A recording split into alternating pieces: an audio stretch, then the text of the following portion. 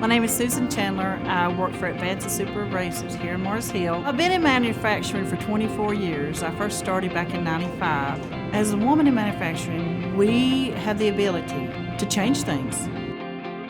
My name is Micah Huey, and I am a machinist. My role as a machinist is, in a nutshell, to cut metal. There is lots of room for growth, lots of room for more women to come into the industry. We need them.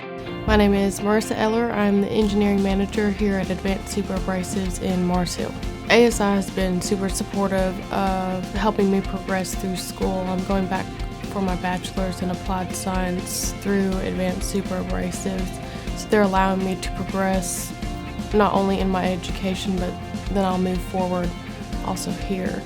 Advanced Superabrasives is one place that I have absolutely loved to work for. They are supportive in anything I do or anything I try to do or want to do. They support me in that. I'm treated with the same respect and dignity anybody else in the building is. They actually have encouraged further education, that if down the road I might want to continue my education, they are fully behind that. They encourage me to learn different aspects of my job and expand beyond my own department to cross-train in other departments. So the support is phenomenal here.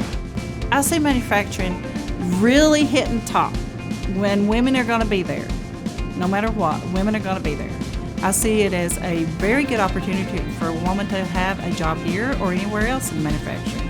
I definitely think that more and more women are getting into manufacturing, and I definitely think that they should get into manufacturing.